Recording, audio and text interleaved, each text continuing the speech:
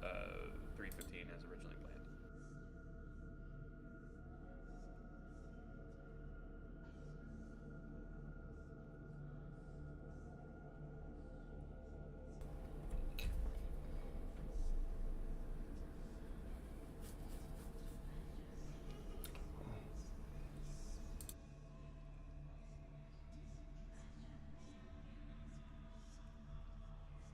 Xalavier.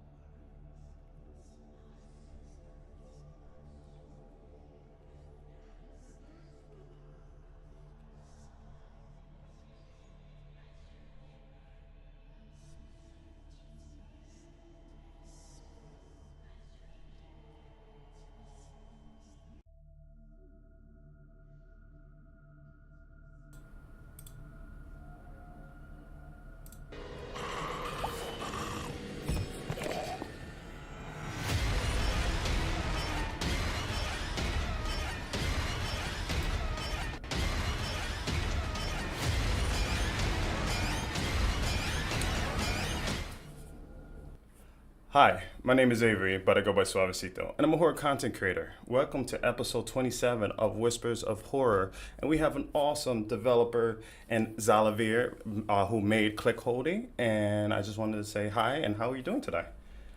I'm doing great. Pleasure to be here. Thank you so much for being part of Whispers of Horror. I was wondering if you could take a second and just tell us a little bit about yourself. So I'm a game developer and writer. I run a studio called Strange Scaffold. I also work with other game studios across the industry to make things like Magic the Gathering and South Park Snow Day and Stranger Things VR. At my studio, Strange Scaffold, we are releasing the hotly anticipated I'm Your Beast in the next couple weeks, and we just released this project, CLICKOLDING, a dark incremental narrative game about the distressing masked man in the corner of your room and the clicker that he wants to watch. Awesome. Actually, something really funny. I just did it when I was reading some of your bio that you talked about Magic the Gathering. I'm a big fan of Magic, and I was like, I have to have you on my live stream. I've been playing Magic since Zendikar, so I was gonna ask. I know this is a little off of it, but what section of Magic did you write? Like, what block, if you don't mind me asking? Can't talk about it. Oh, can't. Okay. Sorry. Appreciate. No worries. Let's. And no worries on asking. It's just can't talk about that stuff yet. It's some new shit. Okay, no worries. Hey, listen, I had to shoot my shot. But like I said, a big fan of Magic the Gathering. It's one of my favorite games. It's a game that I just keep coming into and then just out of, and I'm just like, okay. But let's talk about CLICKOLDING. So, can you give us an overview of your horror game and what sets it apart from the other horror titles in the market? So I think you're trying to start CLICKOLDING from the beginning. Yeah, so I just it won't. It's giving me some trouble to reset. So begin. All right, here we go. So CLICKOLDIng, the thing that I think makes it different among other things is the fact that it is trying to pull off something so different. A lot of horror games either focus on empowerment or disempowerment. You're either fighting monsters or being scared and not having the ability to fight back. And one of my favorite things about CLICKOLDIng and the original goals of the project is what does it mean to have a different type of relationship with the creature in the room. Okay. The idea of a lot of games can make you scared, quote unquote, but not a lot of games have a really precise and intentional way of making you feel uncomfortable outside of, say, grotesque subject matter. Struck us as an opportunity to do something really special and unique. So you can absolutely see in CLICKOLDIng this idea of what does it mean to get close to and do things for this entity who you aren't certain of their narratives. You don't know how much you want them to know about you, and you certainly might not want to know more about them, and that relationship and the agency and dynamic of it shifting over time. I think it's something that you see mirrored in horror literature and also film. The Creep films, Creep 1 and Creep 2, are some of my favorite films of all time because they deal with that very specific idea of intentional discomfort. But there usually isn't a push for that same type of exploration in games. So yeah, that's a big genesis of the design goals of the project. Awesome. Can I ask, like, what kind of, like, I've always wondering, and a lot of people in the comments were asking, like, what mask is that? Like, is it a gorilla mask? Is it a monkey mask? Is it like, or is it like what kind of creature is the person wearing on his head? So that's an original mask. Okay. Oh, it's original. Not Okay. based on any creature in particular. Sure. Because the original plan was to like have it be a fox or something. Sure. And I was actually talking to our longtime trailer creator, Gary King, and he said if you do an animal mask, if you end up in that kind of Hotline Miami or the Strangers style territory, then this project will not live up to its premise, and you will provide me an accurate picture of what you're doing in the first place. This isn't Eyes Wide Shut, it's something very different, and you lose the ability to communicate that if you go with a standard animal mask. So Okay. our lead artist, Dimitri Sofadis, came up with this visual language he called a danger noodle. He was experimenting with like different shapes and what does it mean for something to be scary. And we realized that long, smooth, undulating things invoke a primal fear reaction that is very underrated, especially in the language of horror. Okay. So having this almost Muppet-looking motherfucker who is with these offset eyes, another touch from Dimitri that was not originally intended. Okay. But this offset, imperfect mask that's just kind of long and smooth and does not give the eye a clean place to rest. It echoes aquatic things, it echoes things like dolphins, and as soon as I saw the first draft of this mask, I was like, no more exploration. That's the one. Hey, sometimes I respect that. Sometimes when you know. That's awesome. I have to ask. Okay, so like we brought up, obviously this is a horror game. I love asking this question because I ask every developer or anybody who joins my my podcast this question. What is your particular? No, actually, I want to ask it like this. What is your definition of horror? When you hear the word horror, what is the first thing that comes to mind, and what is your perspective on the horror in general? I love horror as a genre, and I wouldn't call CLICKOLDING a horror game necessarily. That's why we call it a dark incremental narrative game. Sure, okay. I love horror because, unlike a lot of genres, it is not a prescription. It is a spice. Okay. That's why you can make a horror comedy. You can make it something that's horror action, horror rock, romance, and it all works because horror is a prism that changes other genres and other storylines. It does not define the storyline in, say, the same way that a romantic comedy, as cool as those can be, if you don't follow the beats of a romantic comedy, you aren't really making a romantic comedy anymore, and there's a very high chance you tick off your audience in the process. Horror opens up these really wide doors to feel and experience a lot of things within the scope of a horror story because it is a tint on the world that you are presenting.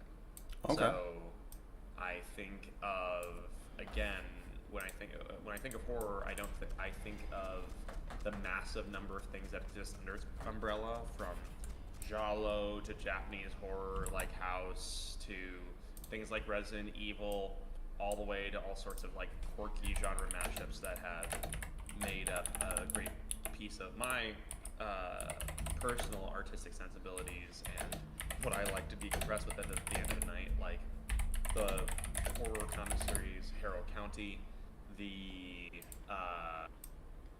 there's Harrow County. Another one that I really fell in love with is Santa Clarita Diet. It's a Netflix show. Oh, I love that show. Yeah. Yeah, that's an awesome show.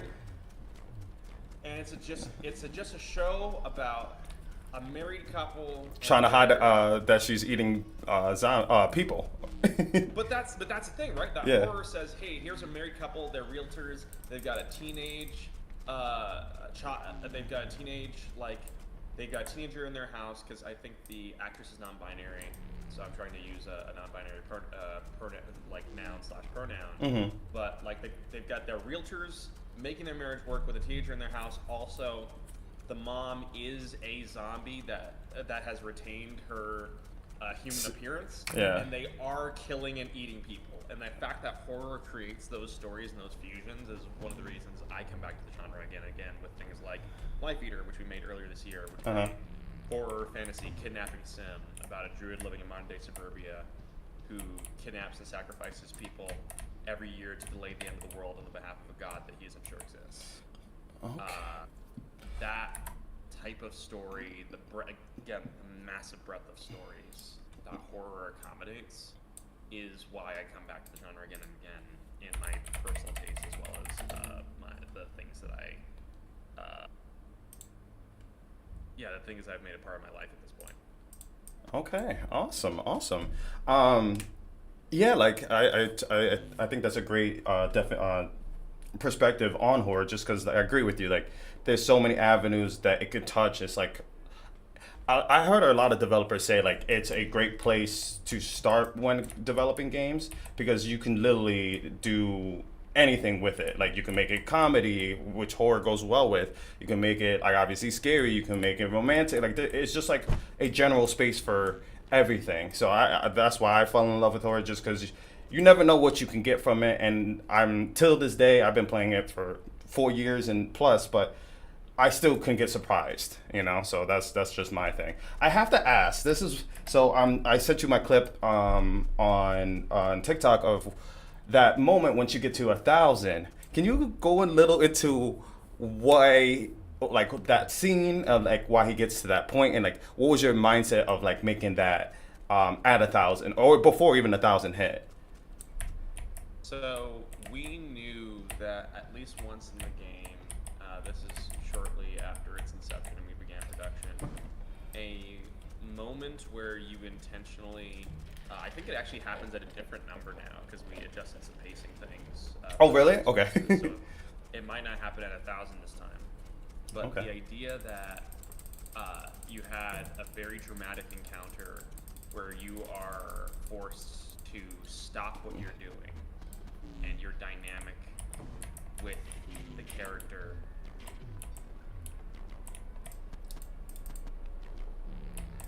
Turn around. Did I lose you? Turn around. Oh, don't turn around. Okay. Sorry about that. No, he needed you to turn around. Yeah, one of my favorite things about the project was we realized there was an opportunity to make this essentially a messed up version of Simon Says, and Okay. one of those things being a stop verb, a moment where you're making that clicker go and you're forced to stop to play along with the dynamic of what this encounter in the room means. Mm-hmm. We realized that was a really special moment that could hook players and could really demonstrate the breadth of what this thing does and means and is. And yeah, that was the big thought behind it, was not just the obvious suggestive comparison of, say, edging. Okay. The idea that it is a point in the game where you are forced to play along with a very specific idea of what this scenario means Okay. and what this other person in the room wants it to be. That's one of the primary things at the heart of clickholding from especially a mechanical perspective is you click a thing and it feels satisfying to click it. It makes a really nice sound. It looks fun to do. It is compelling inherently. Mm-hmm. But the idea that you can be doing something, say, even innocent, and here's someone in this room just sitting there having a radically different reaction to this innocuous thing that you are doing, it's a really, really powerful, uh, almost out of body experience. It's a forcing of your overall context that is mirrored in things like social media and what streamers go through. Where, Yeah. hey, you're wearing a shirt just for you. You don't notice that maybe it's hitting one of your viewers a certain way, and they type in a messed up comment, and you're suddenly forced out of your own perspective and whatever you're doing, even if you're not thinking out of it at all, and you have to now see yourself in the scenario you're in and the verb that you're participating with through the eyes of someone else. Is one of the things that makes this experience so uncomfortable, is holding two perspectives in your head at once. Your own perspective as a player, as well as his perspective as the Clickhold, and seeing streamers as well as just players around the world now grapple with the dissonance between those things is one of my favorite things about the game. Hey, so when I saw that moment, and like I obviously made that a video and everything like that, my perspective, just even playing this game in general, was it just shows what people are willing to do for money. And I think that's even a like, I know you said this is not really a horror game, but I see that as being psychological horror, like you said, like Simon says. But it shows like this person has no bounds to get the money for the purpose they need it. You know, the person saying, and also shows dominance. I go click in the hallway. I don't like you clicking there. Go open the window shade. Like it's like you're part of like he's like a master. He's telling you what to do so you can get your reward. And it's just like that's what I got from it. And even like towards the ending, just the whole story in general. It's just like it got me freaked out. I'm like, man, like at any point this person could just tell me to do something differently, and I could like that part made me uncomfortable. Like not in a bad way, but I was just like, oh my god, I didn't expect that. But it just shows like you said, like if I tell you to jump, how high are you gonna jump for this much amount of money? So. And it's really interesting seeing the differences in interpretation between some players, because some players and some streaming audiences are like, you gotta stay in it. You gotta stay in it for the 14,000, and other people, the interaction with that character alone is enough, or they see something in this figure which is compelling and almost necessary to them. And the idea that there is a game that can interact with people like that is something I'm very grateful for, because I think right now we are actively seeing this dynamic in the world of video games where if you're making a multiplayer horror game, you're doing like kind of prop hunt, or you're kind of doing asymmetrical multiplayer, and that's kind of it. That's true. And the more of those things that exist, the more it calcifies the idea that these are the types of multiplayer horror games you get, right? Also things like PvE, Left 4 Dead style stuff. Whenever something like clickholding comes around, or buckshot roulette, and says no, what it means to be uncomfortable, what it means to have a horror tinged experience, and the variety of ways you interpret and relate to that gives you a broader range of experiences as a player. That's one of the things that gives me hope for the industry. Not to be in a self-aggrandizing way of like, the work that my team is doing gives me hope for the wider industry. But there's a very real sense that whenever I do see someone taking just a creative swing now, knowing how difficult it is for the medium when people are getting laid off in droves, the fact that every time someone, even a quote-unquote competitor, does something that is a creative swing in that space and broadens the definition of video games again, I'm on my feet cheering, because that means we get more variety, cooler experiences, a broader range of how games can touch us as human beings. Yeah. And I just want to touch upon just a little bit like of kind of what you're saying, like just with all these different horror games coming out, it kind of started getting stagnant, in my opinion. Everybody's entitled to their opinion, but for me, it felt like a lot of repetitiveness. We were seeing a lot of body cam horror games, a lot of just the same things over and over again. And once a game like CLICKOLDING or Buckshot Roulette comes out, it steps out of the norm. It's getting out something different that is outside of the box. And like I said, when I went live playing this, by the way, when I did my first live stream and the day it came out, I probably clicked 30,000 times and my finger hates you right now. my right index hates you right now. People like put an auto scroller. I was like, no, I need to organically feel and the pain, the anguish. You can hold the button. No, I didn't know that. For the longest time, I did 10,000 clicks. 10,000 clicks originally, like with your finger. With my finger. You could go back and watch the live stream. I'm literally like this, and it's just like I want to. A developer friend of mine working on a very large game. I feel bad because he was texting me that we basically might have helped delay the game. He broke his space bar playing the game, and he has to now go out and buy a new keyboard. And I was like, oh dang. That's crazy. Put a liability warning at the beginning of the game saying you should be responsible for broken equipment. Or listen, my poor mouse has been clicked over 36,000 times in the span of 2.5 days. So I told chat, I was like, I need a new controller, man.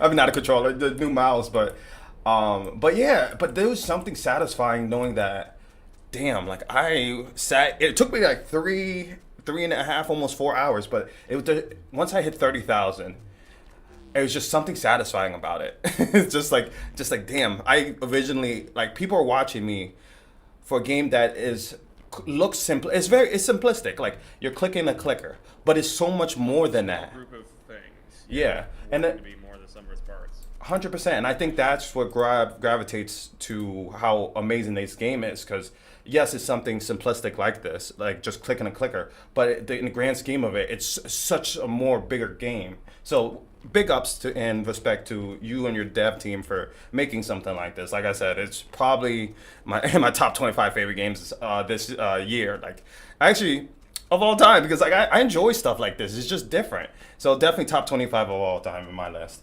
I do. A lot. Thank you. Of One course. thing actually I can show you is one of the inspiration points for the game was using a clicker for the first time. So I actually have the dev clicker. What? Oh, we're gonna get it live? Yo, let's go. We're gonna see the original clicker? That's sick. I bought this for like $8 on Amazon. Oh, I'm dead. EDC this year. There's an oral history that Wired did of CLICKOLDING. That's sick. We're gonna talk more about it, but like I used a clicker for the first time and I realized how inherently satisfying of an object it is. Yeah. So you can see from the beginning of the development of CLICKOLDING how many times I've clicked this clicker. It has not rolled over yet. I'm saving it for a special occasion, but 9,631 times Hey! I've clicked this thing, and in a very similar way, like so much of the discussion among the dev team and the interaction was like saying, this is just fundamentally satisfying. What does that mean to an experience, particularly when a object like this is so, as you said, mundane, but also just part of it. In making the number go up, the compulsion is part of the object. Yeah. And when you add the CLICKOLD in, it gets so much weirder and worse and better. Yeah. I want to touch on something you said. Like, obviously, the clicker was like part of the inspiration to making this game. But is there anything? What is there anything else that influenced you for like other games, movie, or literature that helped you guys create CLICKOLDING? I'd say every string scaffold game is a major pool of influences and even personal experiences. At one point when I was a teenager, I got locked in an attic with a neo-Nazi, and I had to talk my way out while playing a Japanese board game with him that neither of us had played before. Oh, wow. I was also living in northern Italy, so at the time, so he was speaking in broken English and I was speaking in broken Italian. Trying to negotiate this very weird power dynamic and social relationship. Okay. And like having that type of experience, and then that allowing that to influence the creative process means you make something like CLICKOLDING. Okay. Awesome. So, what role do narrative and storytelling play in your game, and how do you engage players with the narrative while keeping the suspense alive, or just in general? The storytelling of the game impacts every piece of it. I really see every piece of the game as a very holistic whole, so every time a piece of narrative shifts, the conversation is how does gameplay shift to support that? When gameplay shifts, how does narrative come to meet that dynamic? I think one of the major stories from development we have about that is at a certain point, we were building the initial building blocks of the game. I still didn't have the post-game ending in mind. Okay. I knew that what would happen in the room, but I didn't know what it amounted to. Gotcha. And putting the first pieces down in terms of the production of the game, in terms of the art and the code, gave me the tools to express and find, in a lot of ways, this game about clicking ends up being a game about when you touch other people's lives, when they touch your life. People just impact each other all the time. Yeah. Especially in uncertain and unexpected ways. Mm-hmm. So the fact that, as the original CLICKOLD says, you didn't even know me, but the CLICKOLD carried a piece of me that touched you. Okay. That real philosophical stance emerged from gameplay and weary thumbs, really considering the full implications of it. So narrative and storytelling are very much at the forefront of this game, but in general, in all of our projects, Life Eater especially, that idea of the mechanics impact the narrative, which impacts the mechanics, allows our games to say and do some really special and weird things, because we aren't just making the next standard hide 'em up. Yeah. We are looking at horror and saying, to use Life Eater as another example, or actually Space Warlord Organ Trading Simulator. Mm-hmm. If what we're saying is the greatest terror of all is the modern stock market, Mm-hmm. then each piece of the game, every character in the game needs to find some unique way of expressing that. Okay, all right. I do want to know this. So, like, obviously, for people, I'm gonna spoiler warning. After the ending of the game, you kind of can get back into the game, and you are kind of in like a rendition of like the afterlife. Like, is there a point where the game stops you from reaching a certain? Is there a number that you can get to that the game stops, or is it like infinite? I have to know. So, as of the most recent patch, the CLICKOLDing will have, the CLICKOLD and the original CLICKOLD will have dialogue up to 1 million clicks. Oh, 1 million? Oh, jeez. What you do past there is between you and your god. I don't know who's going to listen. It kind of making me want to challenge myself and go for 1 million clicks, man. If you do that, again, the liability warning isn't in the game, but outside of the game, I'll tell you, Shrink Scaffold LLC is not responsible for any health issues or property damage that may result from such a pursuit. Oh, damn. It took me 3.5 hours to get to like 20,000, so damn, just trying to think about how much it would take to get to 1 million. It's just like that. God, all right. I'm glad you put the disclaimer that you guys are not liable for anything that happens to me if I try to attempt this challenge. But you know what? I'm feeling a little aggressive. I might go for it.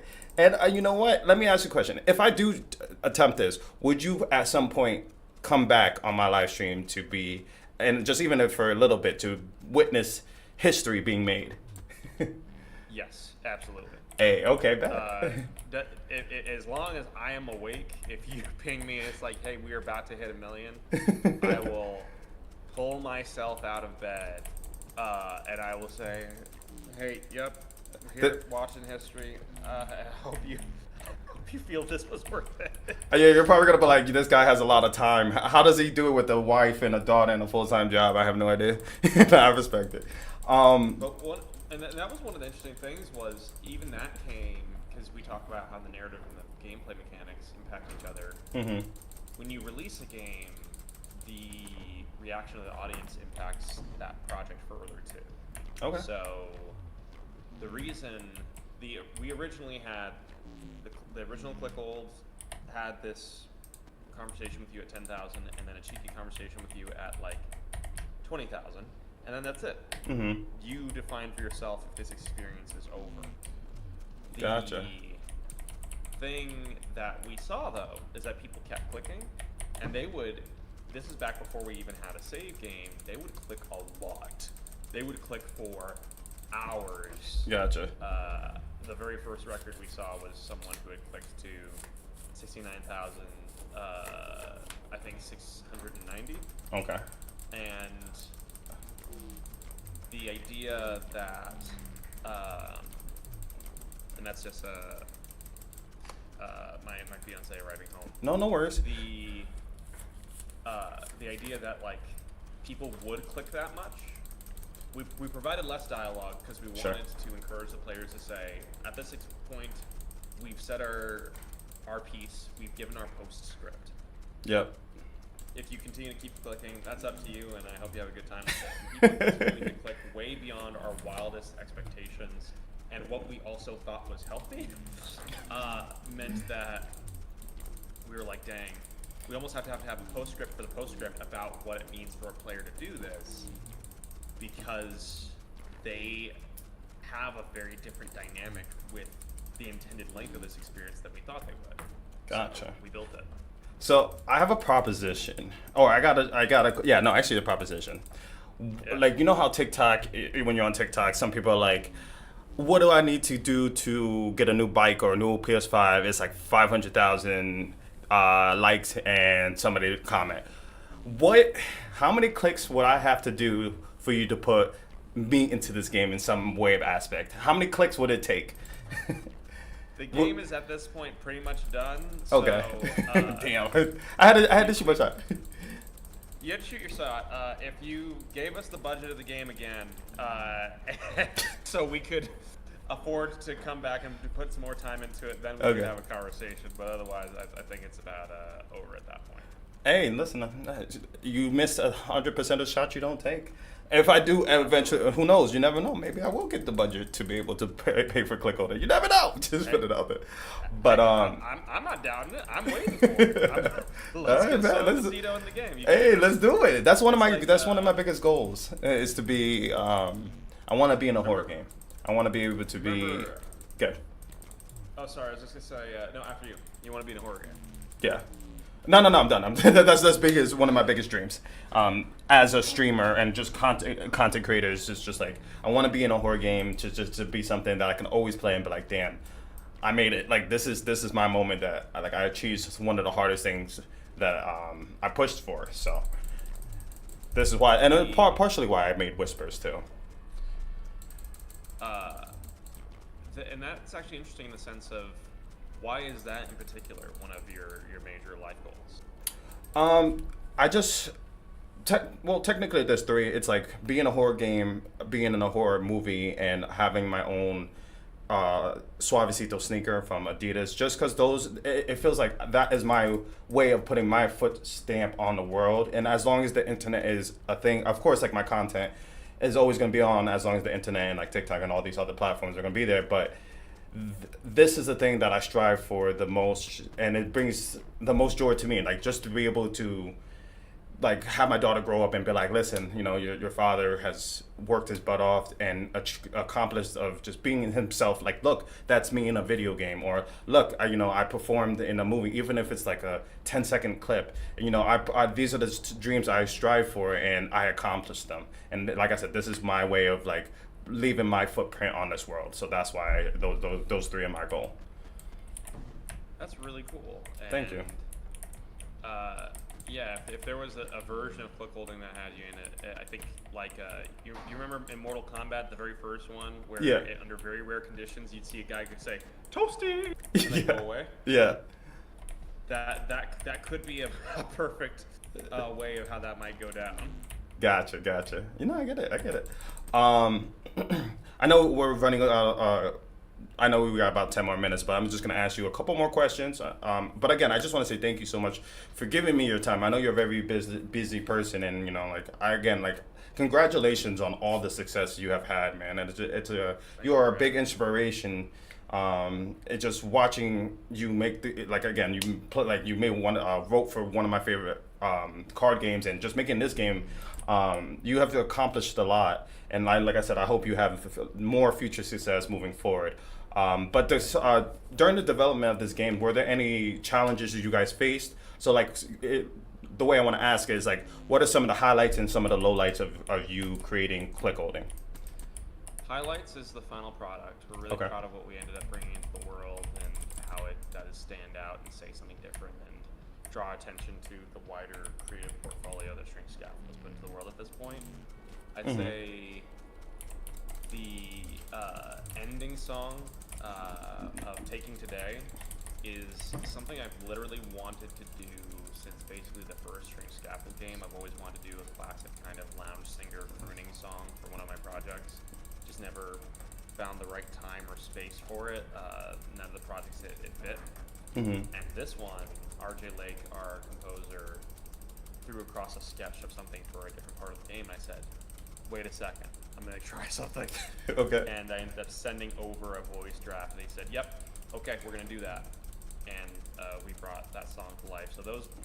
So the final product, as well as the creation of Taking Today and how that fulfills a personal game dev dream I've had of doing a crooning song for one of our games, that was a highlight. Low light was just, we had 2 months to make this game. Oh, really? Wow. This is a 2-month dev cycle. Everything in this game was built within 2 months, and the majority of it was actually programmed and implemented within a month and a half, because for a small period of time we were sharing with Iron Beast, another Shrink Scaffold project, the primary programmer. So, especially once Iron Beast popped off and became one of the most wishlisted games on Steam, and we're fixing Steam Next Fest things and putting time into that game, it's like, oh, 2 weeks have passed. ClickHolding's entire development cycle is 8 weeks. We can't afford to wait anymore to get space from I Am Your Beast. We have to get someone else on that now. So Val Magri, our amazing programmer and design collaborator on this game, came in and built a 2-month game in a month and a half, and that was a really tough journey, but another instance where the team themselves really created something very special. Hey, the fact to bring it to life despite the difficulties. Yeah, the fact that this game is made basically in a month and a half is just even makes it even more impressive. That's incredible. I'm thinking you guys were just especially the dialogue that you said you got, you made up to almost 1 million, and just the time and effort you guys put, the art style, just even the mechanics, to do that in a month and a half, that's absolutely crazy, and you guys have a lot of talent, so shout out to you guys. That's awesome. Thank you. I got 2 more questions, and then we can end this live stream, and I appreciate your time. Appreciate it. As a community engagement is vital for the success of indie games, how did you evolve your audience in the development process, and how do their reactions influence decisions into this game? The biggest thing that we did for ClickHolding is we tried to bring in the audience from the advent of the game's development, and increasingly at Shrink Scaffold we try to do that for all of our games, because that isn't typically done. We see the glitzy game trailer at the Game Awards once a project has already been in development for 4 or 5 years, and there is no engagement with the community up until these tentpole milestones. And not only does that rob us of a lot of context and valuable stories about development to the people who make these games, but particularly when you make a smaller game, if the only time you're talking about the game is when it's formally released, that would mean that we would have had 1 week or 2 weeks to talk about this game total. So one of the big ways our community engagement evolved was talking about ClickHolding from the beginning of development, saying what we were doing and how we were doing it, the moment basically the game got signed. Gotcha. Okay. Final, actually, second to last question is, what advice would you give? Say I'm like a up and comer or brand new into the gaming development field, and I'm interested in joining. Like, what advice would you give to aspiring game developers who want to create their own horror games or just games in general? The biggest thing I'd give is make a game small enough that people can't stop you from making it. The budget for this game was $25,000. Uh, Part of the reason it is that budget is because when you make a game for $25,000, the chances of you being able to finish it even without support, the chances of you being able to set aside, you know, $500, $1,000, $100 less, and be able to do something with it, and being able to take another shot at the hoop again, even if you've done, even if your first attempt did not go well. That is what careers are built on, especially in other mediums of horror. Evil Dead, Hey, super low budget, becomes Evil Dead 2. favorite movie of all time. You get to see that journey evolve coming from a point of efficiency and working with what you have. So work Yeah. with what you have, scope and plan a game that you can build with your resources right now, make an impact with it, and then make the next one.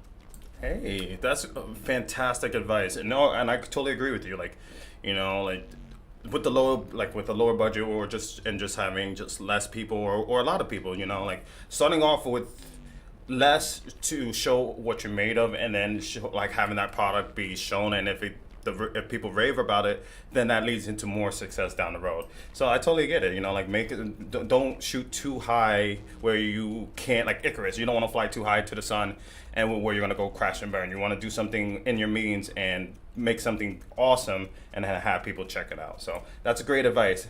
And finally, could you share any teasers or hints or basically anything that you are working on in the future or something you want to reveal on Whispers of Horror? It doesn't have to be confidential. It could be something that your future projects or anything that you're willing to disclose. The next game from Strange Scaffold is the